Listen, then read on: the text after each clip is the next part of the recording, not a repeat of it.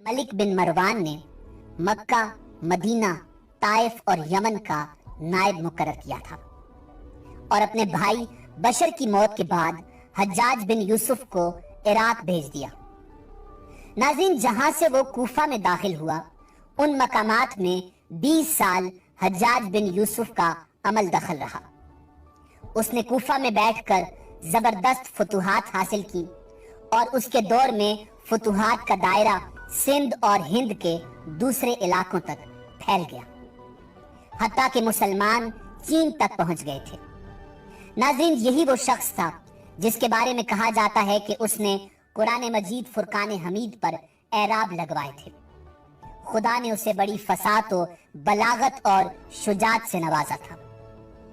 हज्जाज बिन यूसुफ कुरान मजीद फुरकान हमीद का हाफिज था, शराब नोशी और बदकारी से बचता था।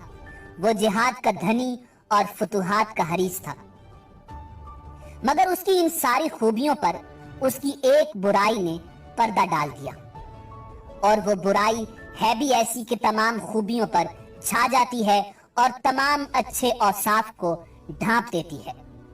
और वो बुराई क्या थी? जुल्म। नाज़रीन, हज्जाज बिन यूसुफ के जुल्म की दास्तान सुनने से पहले हमारे चैनल को सब्सक्राइब करें, जहां आपको बिलखुसूस इस्लामिक और बिलउमूम दुनिया भर की मालूमात फराहम की जाती हैं।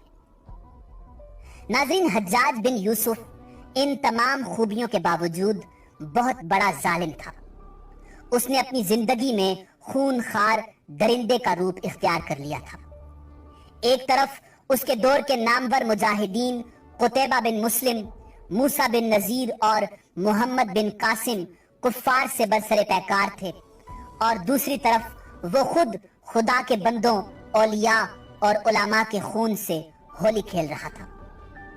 नाज़रीन, इमाम इब्ने कसीर ने अल बिदाया वन नहाया में हशाम बिन हसान से नकल किया है कि हज्जाज ने 1,20,000 इंसानों को कत्ल किया है। उसके जेल खानों में एक एक दिन में 80-80 हजार कैदी बैक वक्त रहे हैं, जिनमें 30,000 औरतें थीं। उसने जो आखिरी कत्ल किया है वो अजीम ताबी और जाहिद व पारसा इंसान हजरत सईद बिन जुबैर रहमतुल्लाह अलैह का कत्ल था। एक दिन हजरत सईद बिन जुबैर रहमतुल्लाह अलैह ने जुम्मा के खुतबे में फरमाया कि लोगों, हज्जाज बिन यूसुफ मुसलमानों पर जुल्म कर रहा है। हज्जाज बिन यूसुफ जालिम है। इस बात का जब हज्जाज को पता चला तो उसने आपको दरबार में बुलाया और सर तन से जुदा करवा दिया। हजरत सईद बिन जुबैर ने शहादत से पहले हज्जाज से कहा, हज्जाज, ये तुम्हारा आखिरी कत्ल है। खुदाए वाहिद का करना ऐसा हुआ कि उस अल्लाह के वली की बात हरफ आखिर हुई, और उन्हें कत्ल करवाने के बाद हज्जाज बिन यूसुफ पर वहशत तारी हो गई थी। वो नफ्सियाती मरीज बन चुका था। जब वो सोता था तो हजरत सईद बिन जुबैर उसका दामन पकड़ कर कहते थे, ऐ दुश्मन खुदा, आखिर तूने मुझे क्यों कत्ल किया? मेरा जुर्म क्या था? जवाब में हज्जाज कहता, मुझे और सईद को क्या हो गया है? मुझे और सईद को क्या हो गया है? नाजरीन, ये वो अंदर की आग थी जो जब भड़क उठती है तो अमन और सुकून सब कुछ राख कर देती है। हज्जाज को एक ऐसी बीमारी लग गई जिसमें सख्त सर्दी कलेजे से उठकर सारे जिस्म पर छा जाती थी और वो कांपता जाता था। आग से भरी हुई अंगीठियां उसके पास लाई जाती और इस कदर करीब रखती जाती कि उसकी खाल जल जाती, मगर उसे एहसास नहीं होता था। हकीमों को बुलाया तो उन्होंने बताया कि पेट में सरतान यानी कैंसर है। एक तबीब ने गोश्त का टुकड़ा लिया और उसे धागे के साथ बांधकर हज्जाज के हलक में उतार दिया। थोड़ी देर के बाद धागे को खींचा तो उस गोश्त के टुकड़े के साथ बहुत सारे कीड़े लगे हुए थे। हज्जाज जब मादी तदबीरों से मायूस हो गया तो उसने उस वक्त के वली कामिल हजरत हसन बसरी रहमतुल्लाह अलैह को बुलवाया और उनसे दुआ की दरख्वास्त की। वो आए और हज्जाज की हालत देखकर रो पड़े और फरमाने लगे, कद नहैतुका अन ततअर्रद लिस्सालिहीन। हज्जाज, मैंने तुझे मना किया था کہ نیک بندوں کے ساتھ چھیڑ چھاڑ نہ کرنا، انہیں تنگ نہ کرنا، ان پر ظلم نہ کرنا، مگر تو باز نہ آیا۔ آج حجاج باعث عبرت بنا ہوا تھا، وہ اندر سے بھی جل رہا تھا اور باہر سے بھی جل رہا تھا، وہ اندر سے ٹوٹ پھوٹ چکا تھا۔ وہ حضرت سعید بن جبیر رحمت اللہ علیہ کو قتل کرنے کے بعد زیادہ دن تک زندہ نہ رہ سکا، اور صرف 40 دن کے بعد وہ بھی دنیا سے رخصت ہو گیا۔ مگر حضرت سعید اور حجاج کی موت میں بہت بڑا فرق تھا۔ حضرت سعید کو شہادت کی موت نصیب ہوئی، اور وہ ایسی آن بان سے دنیا سے رخصت ہوئے کہ بعد میں آنے والے مجاہدین کے لیے ایک سنگ میل قائم کر گئے۔ وہ جب دنیا سے رخصت ہوئے تو ان کا دل مطمئن تھا اور چہرے پر تبسم تھا، مگر حجاج جب دنیا سے جا رہا تھا تو وہ اندر کی آگ میں جل رہا تھا، چہرے پر ندامت کی ظلمت تھی، اسے اس کا ایک ایک ظلم یاد آ رہا تھا۔ حضرت سعید بن جبیر کی شہادت پر تمام علماء و مشائخ افسردہ تھے، مگر حجاج کی موت پر خدا کے نیک بندوں نے اطمینان کا سانس لیا۔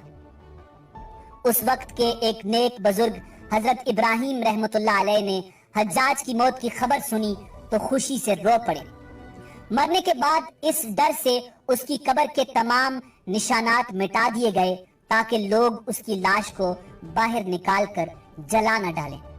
یہ اندیشے اس شخص کی قبر کے بارے میں ہو رہے تھے جس کے سامنے اس کی زندگی میں لوگ کھڑے ہوتے تھے تو ان پر لرزہ طاری ہو جاتا تھا، اور لوگ اس کے ڈر سے دیوانے بن جایا کرتے تھے۔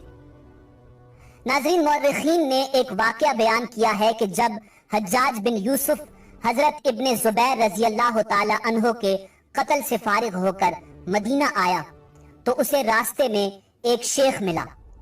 چونکہ حجاج کے چہرے پر نقاب تھا اس لیے اس نے حجاج کو نہیں پہچانا۔ حجاج نے اس سے مدینہ منورہ کا حال احوال دریافت کیا۔ شیخ نے کہا، بہت برا حال ہے، رسول اقدس صلی اللہ علیہ وسلم کے چاہنے والے قتل کر دیے گئے ہیں۔ حجاج نے پوچھا، ان کو کس نے قتل کیا ہے؟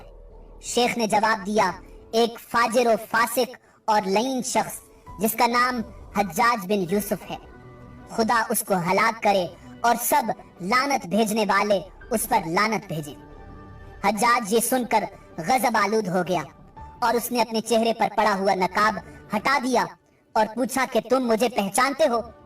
شیخ خوف کھا گیا، ڈر گیا اور کہا، ہاں میں پہچانتا ہوں، مگر آپ مجھے نہیں پہچانتے، میں یہاں کا مشہور دیوانہ ہوں، مجھے دن میں 5 مرتبہ مرگی کا دورہ پڑتا ہے، اور ابھی بھی جب میں الٹی سیدھی باتیں کر رہا تھا تو مجھے دورہ پڑا ہوا تھا۔ ناظرین، وہ شخص جس سے بات کرتے ہوئے جسم پر راشا طاری ہو جاتا تھا، اور وہ کہ جس کے عطاب سے بچنے کے لیے لوگ مصنوعی دیوانے بن جاتے تھے، آج جب اس کے جسم سے جان نکل گئی تو اندیشے پیدا ہونے لگے کہ کہیں لوگ شدت غیظ و غضب سے اس کی لاش ہی کو نہ جلا ڈالیں۔ وہ اقتدار، وہ ہیبت، وہ دبدبہ سب کچھ چاہتا رہا۔ ناظرین، اس کے متعلقین کو اس کی لاش کی بے حرمتی کے بارے میں دنیا والوں سے جو خطرہ تھا، انہوں نے اس کی قبر کا نام و نشان مٹا کر بظاہر اسے خطرے سے بچا لیا، مگر ظالموں کے لیے جو آخرت کے خطرات اور سزائیں ہیں، ان سے اسے کون بچا سکتا تھا؟ وہاں تو کسی کا بس نہیں چلتا، کسی کی سفارش کام نہیں آتی، خاندانی وجاہت فائدہ نہیں دیتی۔ ناظرین، یہ صرف حجاج بن یوسف کا معاملہ نہیں، بلکہ ہر ظالم کے ساتھ آخرت میں یہی ہوگا۔ ظلم کا انجام ہمیشہ برا ہوتا ہے۔ انسان زندگی کے کسی بھی موڑ پر ظالم نہ بنے۔ اللہ رب العزت ہم سب کو ظلم سے دور رہنے کی توفیق عطا فرمائے۔